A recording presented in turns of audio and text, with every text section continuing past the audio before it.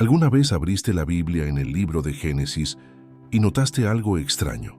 En el capítulo 1, versículo 27, está escrito: Dios creó al hombre a su imagen y semejanza, hombre y mujer los creó.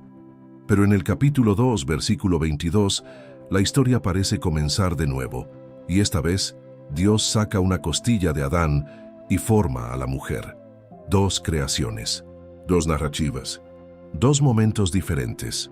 Y durante siglos, mucho antes de Internet, mucho antes de los memes y las teorías conspirativas, lectores atentos de la Biblia se hicieron la misma pregunta. ¿Quién fue la mujer creada en el capítulo 1 antes de la costilla de Adán? La respuesta que surgió en las tradiciones judías medievales tiene un nombre: Lilith, una figura envuelta en misterio, miedo, belleza y rebeldía. Un personaje que atravesó milenios de literatura, arte, teología y folclore, y que hoy aparece en series, películas, tatuajes y debates filosóficos sobre feminismo y autonomía. ¿Pero qué es Lilith en realidad? ¿Es una figura bíblica? ¿Es un demonio? ¿Es un símbolo? ¿Es una invención medieval? ¿Es una verdad oculta? Hoy vamos a hacer esta investigación juntos, con honestidad intelectual, sin sensacionalismo y sin miedo de mirar las fuentes reales, porque entender a Lilith es entender algo profundo sobre cómo nacen las historias, cómo se interpretan los textos y lo que la tradición cristiana realmente dice sobre todo esto. Quédate conmigo. Antes de entrar en la historia de Lilith, necesitamos hacer algo que pocos hacen cuando hablan de ella: ir directamente a las fuentes, porque la mayoría de las personas que habla de Lilith nunca leyó los textos originales, y entonces las cosas se distorsionan completamente. Así que empecemos desde el principio absoluto. La tensión que da origen a la leyenda de Lilith está en Génesis, y es real. No es invención de nadie. El capítulo 1 de Génesis presenta la creación de forma cronológica y ordenada. Dios crea la luz, el firmamento, la tierra, las plantas, los astros, los animales, y en el sexto día crea al ser humano.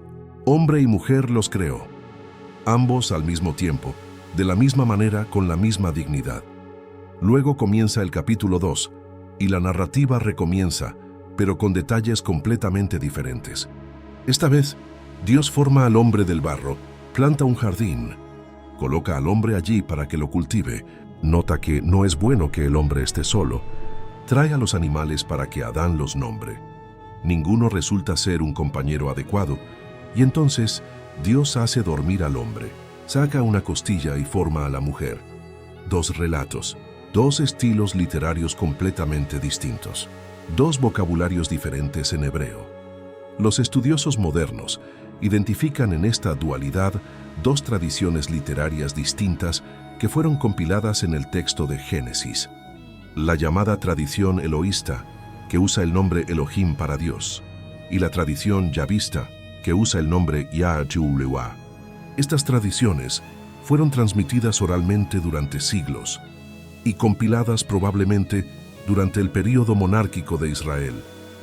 La Iglesia Católica, en el Catecismo y en los documentos del Magisterio, reconoce esa pluralidad literaria sin negar la verdad teológica que los textos transmiten. El Papa Pío XII, en la encíclica Divino Afflante Spiritu de 1943, y después el Concilio Vaticano II, en el documento Dei Verbum, dejaron claro: para interpretar la Biblia correctamente, es necesario tener en cuenta el género literario, el contexto cultural y la intención del autor. Génesis 1 y 2 no son dos relatos contradictorios que deben armonizarse a la fuerza. Son dos miradas complementarias sobre la misma realidad, como dos pintores pintando el mismo jardín desde ángulos diferentes. Pero los intérpretes medievales no tenían esa perspectiva de crítica literaria. Leían el texto palabra por palabra, buscando coherencia absoluta en cada detalle, y cuando percibieron las dos narrativas concluyeron: debe haber habido dos mujeres, y de allí nació Lilith. Existe una referencia en la Biblia canónica que fue identificada con Lilith, aunque es una referencia indirecta y dependiente de la traducción. Está en Isaías, capítulo 34, versículo 14. El profeta está describiendo el juicio sobre Edom, una nación enemiga de Israel, y pinta un cuadro de desolación total, donde la tierra se convierte en un desierto habitado por animales salvajes y criaturas nocturnas. Las fieras del desierto se encontrarán con las hienas, y el sátiro llamará a su compañero. También allí reposará la lechuza y hallará para sí lugar de descanso. La palabra traducida como lechuza o criatura nocturna en el texto hebreo es Lilith. Viene de la raíz layil, que significa noche. La mayoría de las traducciones modernas, incluyendo la Biblia de Jerusalén, la Nueva Vulgata y la Nabre, traducen esta palabra como criatura de la noche, lechuza, estrige, o simplemente como un ser nocturno del folclore semítico. La King James Version de 1611, curiosamente, traduce como screech owl, lechuza que chilla. Pero algunas traducciones medievales, incluyendo traducciones judías, optaron por dejar el nombre transliterado, Lilith, y allí la palabra cobró vida propia. Ese es el único punto de contacto entre Lilith y el texto bíblico canónico. Un único versículo, una única palabra, que puede ser un animal, puede ser una criatura mítica, puede ser una personificación poética de la desolación. Nada sobre Adán, nada sobre el jardín del Edén, nada sobre una primera esposa. Toda la historia de Lilith como compañera de Adán proviene de otra fuente, y es esa fuente la que vamos a explorar ahora. Para entender a Lilith, necesitamos retroceder mucho más allá del judaísmo medieval. Necesitamos ir a Mesopotamia, la región entre los ríos Tigris y Éufrates, el actual Irak, cuna de civilizaciones que antecedieron a Israel en milenios. En la mitología sumeria y acadia, existía una clase de demonios femeninos llamados Lilitú y Ardat Lili, criaturas nocturnas asociadas al viento, a la tormenta y a la muerte de bebés. El nombre probablemente proviene del sumerio Lil, que significa viento o espíritu del aire. Estas criaturas aparecían en textos de encantamiento y amuletos de protección. Eran invocadas para ser alejadas. No eran figuras centrales de la mitología, sino criaturas periféricas del imaginario del miedo nocturno. Hay también un texto acadio llamado Lúgale, que una tablilla de arcilla de aproximadamente 2000 a.C. que algunos estudiosos, de forma controvertida, han asociado a una figura llamada Kiskil Lila o Lilitu. Lo más importante es entender el nombre y el concepto de una criatura femenina nocturna y peligrosa existían en el mundo semítico mucho antes de cualquier texto judío. Cuando Israel emergió como pueblo en ese ambiente cultural, los israelitas conocían ese folclore, y las referencias a criaturas nocturnas en los textos proféticos, como la de Isaías, eran comprensibles para el público de la época. Israel tenía una fe profundamente monoteísta, y una de las características más marcadas de la teología israelita era precisamente desmitologizar las divinidades y criaturas de los pueblos vecinos. Lo que para los cananeos era un dios del mar, era en el Génesis simplemente las aguas. Lo que para los babilonios era un dragón cósmico, era en los Salmos simplemente una criatura que Dios controla. Pero el folclore popular es persistente, y ciertas figuras, como la criatura nocturna asociada al peligro de las mujeres embarazadas y los recién nacidos, continuaron vivas en el imaginario popular, incluso dentro de la tradición judía. El texto donde Lilith aparece por primera vez como la primera esposa de Adán se llama Alfabeto de Ben Sira, una obra judía medieval, probablemente escrita entre los siglos 8 y 3 d.C. Algunos estudiosos la datan un poco antes, otros un poco después. Hay debate. El alfabeto de Ben Sira es un texto satírico. Esto es fundamental entenderlo. Es una obra de humor, enigmas y provocaciones. No es un texto sagrado. No forma parte del Talmud. No es aceptado como autoridad religiosa por la mayoría de las corrientes del judaísmo. Es el equivalente, en ciertos aspectos, de una colección de historias populares y chistes filosóficos de la Edad Media judía. Pero es en ese texto donde aparece escrita por primera vez la historia completa de Lilith y Adán. La narrativa funciona así. El rey Nabucodonosor le pregunta al sabio Ben Sira por qué los niños mueren tan jóvenes, una pregunta angustiante para cualquier padre en la antigüedad, cuando la mortalidad infantil era devastadora. Y Ben Sira responde contando la historia de Lilith. Según el texto, cuando Dios creó a Adán, él no estaba solo. Dios también creó a una mujer, hecha del mismo barro que Adán al mismo tiempo. Con la misma dignidad, esa mujer era Lilith. Y pronto comenzaron los problemas. Adán quería que Lilith se acostara debajo de él durante la relación sexual. Lilith se negó. Su argumento, según el texto, era simple y directo. ¿Por qué debo acostarme debajo de ti? Somos iguales, pues ambos fuimos creados del mismo barro. Adán insistió, Lilith resistió. Y entonces, en un acto que el texto describe con dramatismo, Lilith pronunció el nombre sagrado de Dios, el tetragrama impronunciable, y voló lejos. Escapó del jardín del Edén y fue al Mar Rojo. Dios envió 3 ángeles tras ella, Senoi, Sansenoi y Semangelov.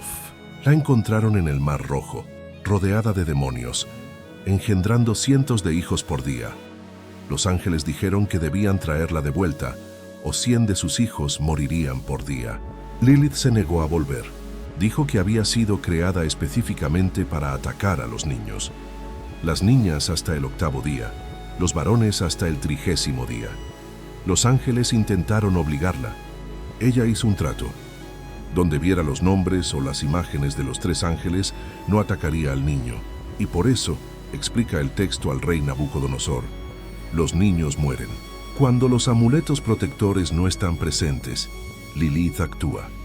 Eso es el alfabeto de Ben Sira, un texto de función etiológica que explica el origen de algo, en este caso, la mortalidad infantil. Un texto que usa la figura mítica de Lilith para dar sentido a una realidad que aterrorizaba a los padres medievales. No es la Biblia, no es revelación divina, es literatura popular con función religiosa y psicológica. Pero Lilith no quedó confinada al alfabeto de Ben Sira. Migró a la tradición mística judía conocida como Cábala, y allí adquirió dimensiones mucho más elaboradas y teológicamente densas.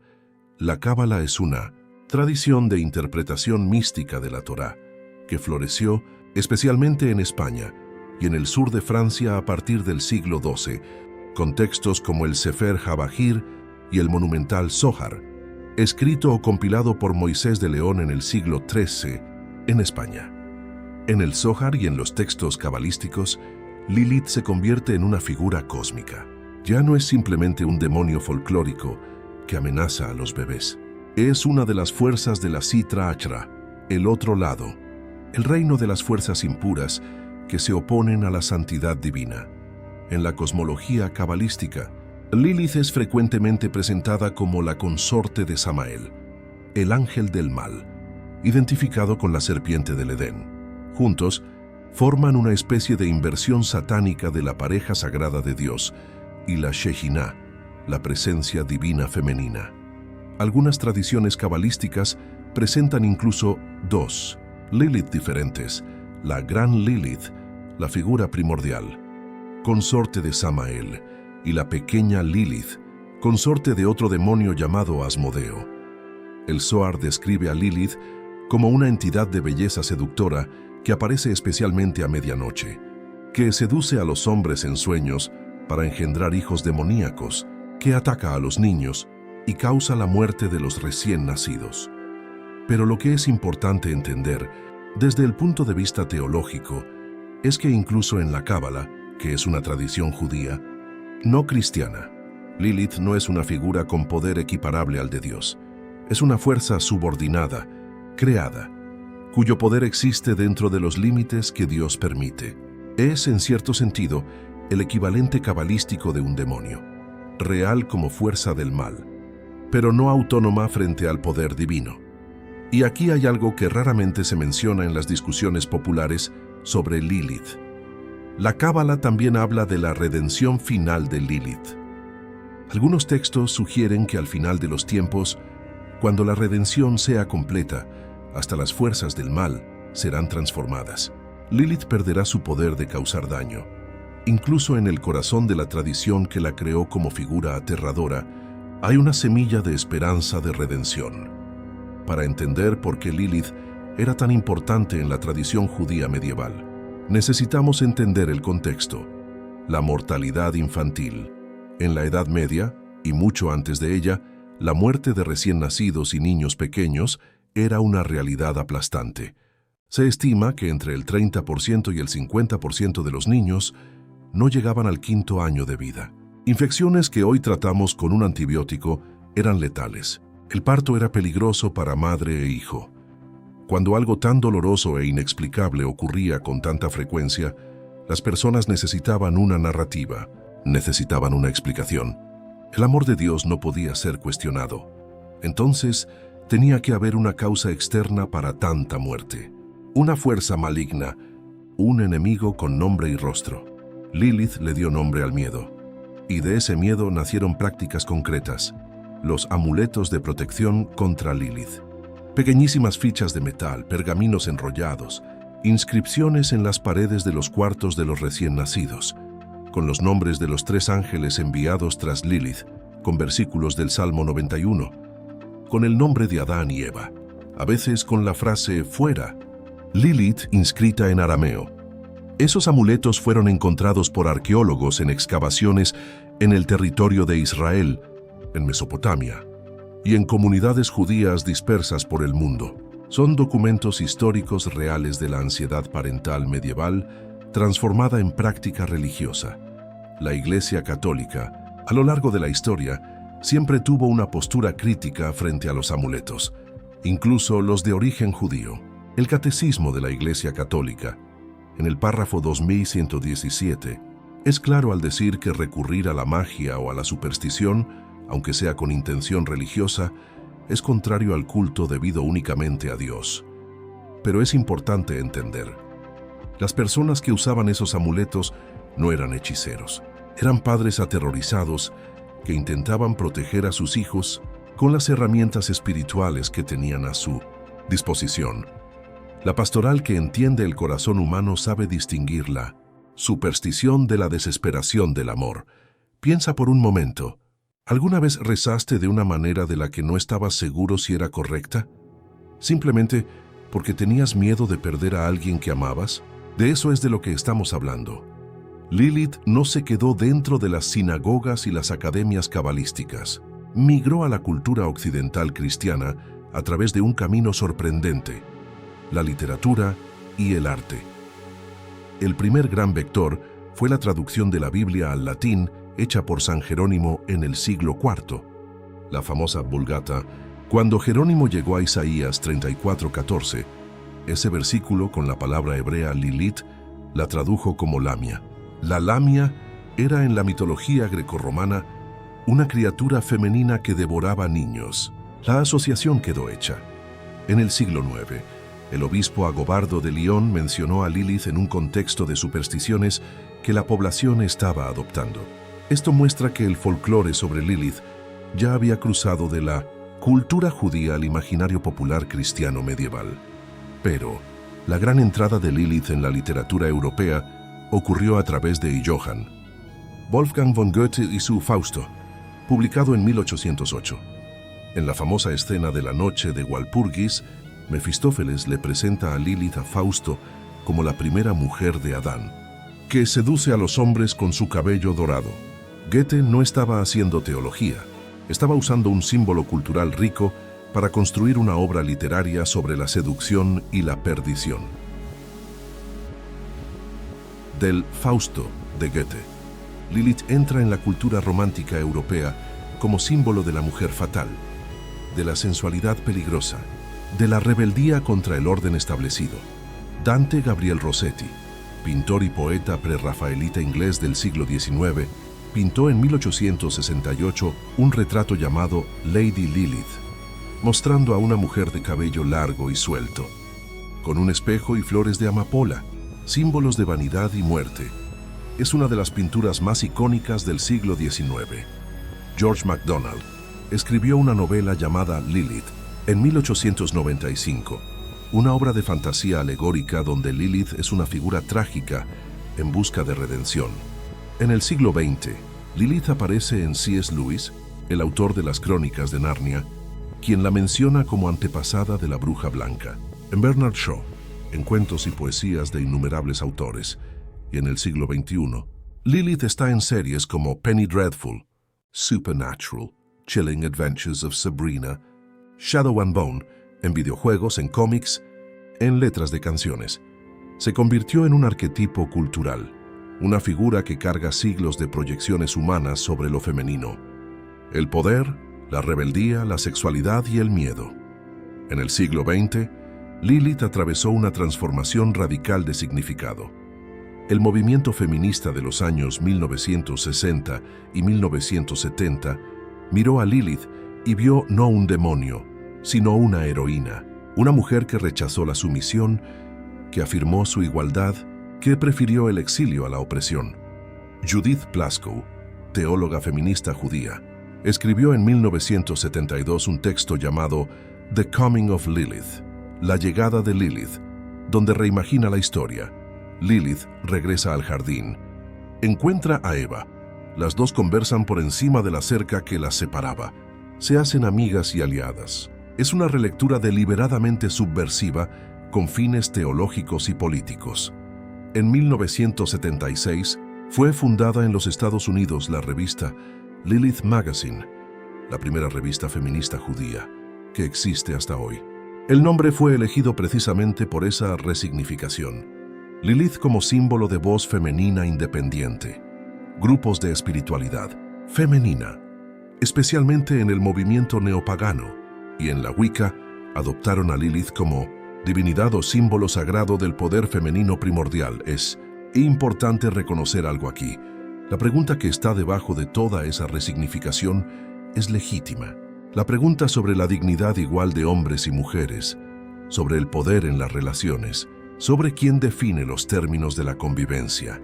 Son preguntas que tienen respuestas profundas dentro de la tradición cristiana, sin necesidad de recurrir a figuras míticas. La Biblia ya responde: ya no hay judío ni griego, esclavo ni libre, hombre ni mujer. Todos ustedes son uno en Cristo Jesús. Gálatas 3:28. Pero el hecho de que Lilith haya sido capturada por el imaginario feminista dice algo sobre un vacío pastoral real. Cuando las tradiciones religiosas no ofrecen espacio para que las mujeres hagan preguntas sobre su lugar y su dignidad, ellas buscan ese espacio en otros lugares. Piensa por un momento, ¿alguna vez buscaste respuestas fuera de la fe porque sentiste que dentro de la fe las preguntas no eran bienvenidas? Esa es una reflexión honesta, a la que la historia de Lilith nos invita. Llegamos al punto central que necesitamos, a abordar con claridad y cuidado. Lilith no existe en la tradición católica normativa. No está en el canon bíblico, no está en el catecismo, no está en los documentos del magisterio, no es reconocida como figura teológica, demoníaca o espiritual por la Iglesia Católica. Eso necesita decirse sin rodeos.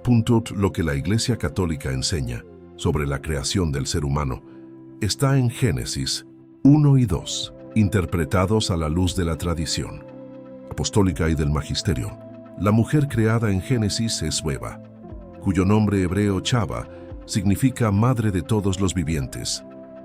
Y ella es el único relato bíblico de una compañera para Adán.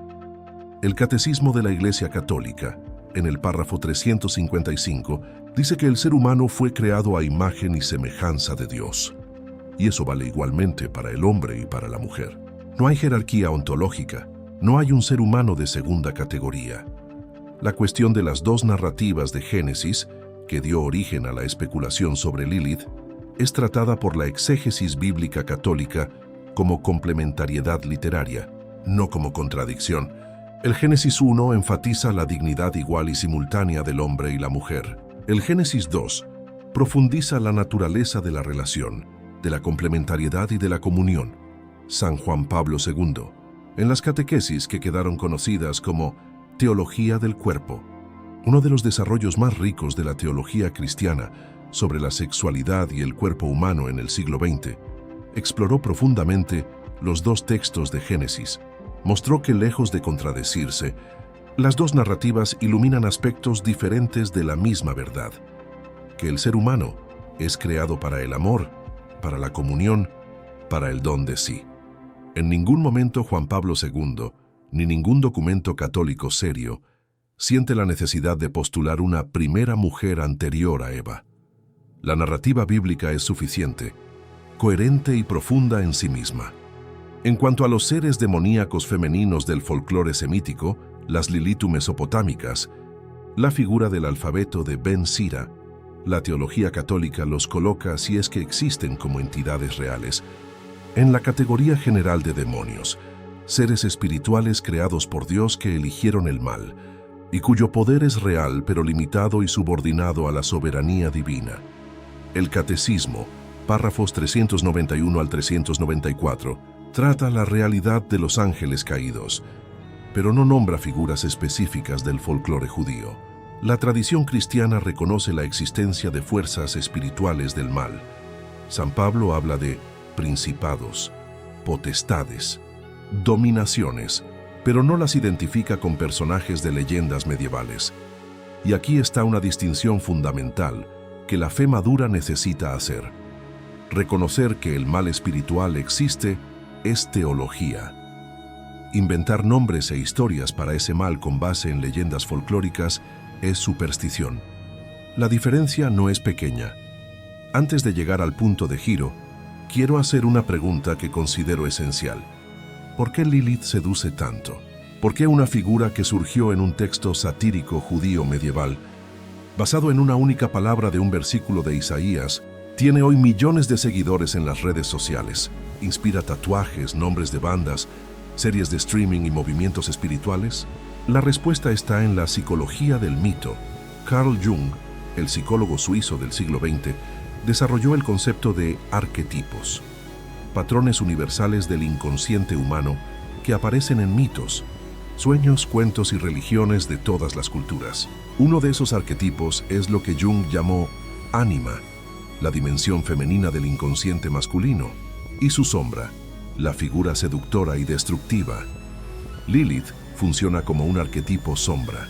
Personifica todo lo que la cultura occidental medieval intentó suprimir. La sexualidad femenina autónoma, el rechazo a la sumisión, el poder fuera del control patriarcal. Cuando una cultura suprime algo, no lo destruye, vuelve por la ventana, vuelve como mito, como leyenda, como sueño colectivo. Lilith es el retorno de lo reprimido en forma de figura espiritual. Esto no significa que Lilith sea real en el sentido teológico. Significa que apunta a tensiones reales que las culturas humanas viven, sobre género, poder, cuerpo, autonomía. Y aquí está el desafío para la pastoral cristiana. Esas tensiones son reales. Las preguntas que Lilith encarna son preguntas que personas reales están haciendo. La respuesta cristiana no puede ser el silencio, no puede ser el rechazo sin diálogo, no puede ser el miedo de discutir lo que los fieles ya están discutiendo en las redes sociales, en las series de TV, en los grupos de WhatsApp. La respuesta cristiana necesita ser más rica, más profunda, más verdadera que el mito. Y existe. Déjame decirte algo que pocas personas dicen cuando hablan de Lilith. La historia real, la historia bíblica, es más rica, más poderosa y más liberadora que cualquier mito. En Génesis 1:27, la dignidad igual del hombre y la mujer no es una conquista, es una declaración de creación. No necesita ser reivindicada contra Adán, contra Dios o contra ningún orden.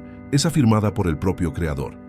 En Génesis 2, cuando Dios forma a la mujer y la presenta al hombre, Adán hace el primer poema de la Biblia, la primera expresión espontánea de admiración de la literatura hebrea. Esta es, al fin hueso de mis huesos y carne de mi carne. No es dominación, es reconocimiento, es alegría, es la contemplación del otro como alguien que completa, no que se somete. Y luego está María. Dentro de la teología católica, María es frecuentemente llamada Nueva Eva, en contraste con el pecado de Eva. El sí de María abre el camino de la redención. San Ireneo de León, en el siglo II, ya usaba esa tipología, pero hay algo aún más profundo aquí. María no es una figura pasiva. Es la mujer que cuando el ángel Gabriel le presenta el plan de Dios, hace una pregunta: ¿cómo se hará esto? Y solo después de recibir una respuesta dice: «He aquí la sierva del Señor. Hágase en mí según tu palabra». Ella consiente con plena conciencia, con plena libertad. Si quieres una figura femenina de poder, de libertad y de profundidad espiritual, no necesitas a Lilith, tienes a María Magdalena, la primera en ver al resucitado. Tienes a Débora, que gobernaba a Israel como jueza y profetisa. Tienes a Judith, que salvó a su pueblo con valentía y estrategia. Tienes a Esther, que arriesgó su propia vida para interceder por su pueblo ante el rey. Tienes a Catalina de Siena, que reprendió a papas y escribió uno de los mayores tratados de teología mística de la historia. Tienes a Teresa de Ávila, doctora de la Iglesia, reformadora, mística y brillante administradora. La tradición cristiana no suprimió lo femenino, lo celebró cuando fue fiel a sí misma. Quiero hablar ahora directamente contigo, que llegaste a este video tal vez por curiosidad, tal vez por duda, tal vez porque alguien te dijo que Lilith es la verdad que la Iglesia ocultó. Tienes el derecho de hacer esa pregunta. Es una buena pregunta, y la respuesta honesta es no. Lilith no es una verdad oculta por la Iglesia.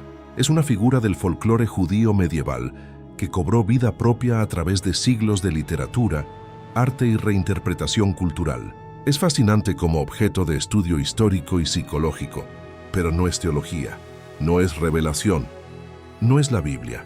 Pero déjame decirte algo más importante que eso. Si buscaste a Lilith, si te sentiste atraído por esa figura, puede ser porque había una pregunta real debajo de esa búsqueda. Una pregunta sobre dignidad, sobre igualdad, sobre tu lugar en la historia sagrada. Y la respuesta a esa pregunta, la respuesta real, la que tiene 2000 años y todavía está de pie, es esta. Fuiste creado a imagen y semejanza de Dios.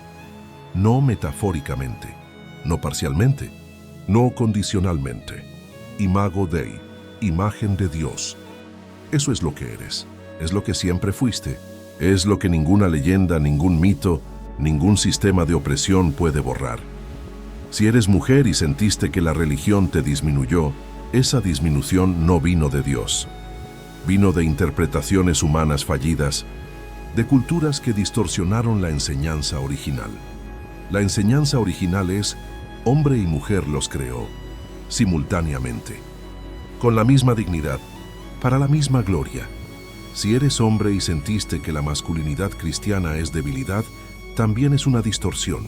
El Jesús de la Biblia lloró frente a sus amigos, lavó los pies de los discípulos, defendió a la mujer sorprendida en adulterio cuando todos querían apedrearla.